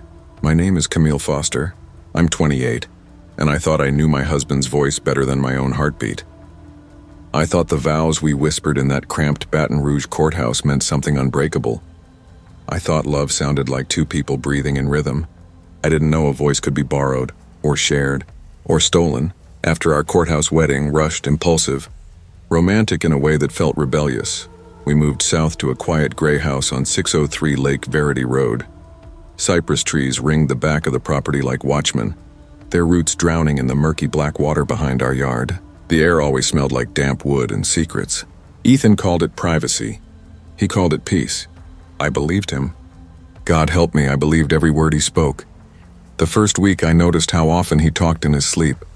Softly, intimately, like he was answering someone. Not moaning, not rambling, responding, holding conversations. I would wake to hear him whisper, "I'm here," or "I didn't forget," or "I'm sorry I took so long." I would shake him awake, and his eyes would fly open like I'd yanked him out of a world more real than ours. He would stare through me, annoyed, disoriented, protective of whoever I'd interrupted. "Who were you talking to?" I would ask. He'd blink, confused but irritated. "What are you talking about?" "You dreamed it. Go back to bed." He didn't sound guilty. He sounded inconvenienced. By the second week, I noticed something else. When Ethan spoke, awake, alert, fully conscious, sometimes there was a second edge to his words. A whisper behind the sound, a shape behind the syllables, a woman's voice underneath his voice like a second tongue hitching a ride on his throat. I'd hear him say, "I love you," but threaded through it I'd hear "liar." Or he'd promise, "I'm here," but layered beneath soft as breath came, "He's mine." I stopped eating with him, stopped sitting beside him on the couch, stopped letting him whisper against my neck. How do you kiss a mouth that doesn't belong to just one person? He began watching me differently, not with anger, not with fear, with pity, like I was the one losing my grip. During the humid Louisiana nights, the lake turned black and still as tar. The cicadas screeched their mating songs and our window screens pulsed with moth wings. I started sleeping with the lamp on and the sheets pulled to my chin, like a child guarding herself with cotton armor. Ethan would stand at the bedroom window, staring out toward the lake for long stretches, unmoving, as though listening for someone to call to him. One night, I woke to find him gone. The front door stood open, the night air thick as syrup slipping into our hall. I followed the sound of his voice out back, barefoot, heart slamming. He knelt at the lake's edge, whispering through clenched teeth into the water. His reflection quivered on the black surface, but his shadow didn't match his body. His shadow leaned closer to the lake than he was, as if someone down there were pulling on it. Then his whisper changed and I heard her, not blended, not layered, not half there. A woman's voice poured out of Ethan's mouth, warm, possessive, grieving. "Why won't she give you up, Ethan? She doesn't deserve you." The voice didn't echo. It didn't wobble. It spoke as if it had its own lungs. I almost screamed his name, but no sound came. I backed away, shaking, gagging on my own heartbeat. The next morning, Ethan made pancakes and asked if I wanted blueberries or chocolate chips. He kissed the top of my head. He told me I looked tired. Not one flicker of recognition crossed his face, like the night had never happened. But every time he spoke, I listened for her. Every consonant, every breath, waiting for the second voice to ride shotgun again. I began searching the house when he left for errands. Drawers, closets, shelves. I didn't know what I expected to find, but I found something in our bedroom floorboards. A loose plank pried up with the claw of a hammer. Beneath it, wrapped in an old dish towel, was a rusted tin box. Inside were photos, dozens of them. A pale woman with laughing eyes, tangled blonde hair, pressed cheek to cheek with Ethan. They were on docks, by lakes, by this lake. In every picture, they looked stupidly, sickeningly in love. On the back of each was handwriting in a looping feminine script. "No one will ever have your voice but me.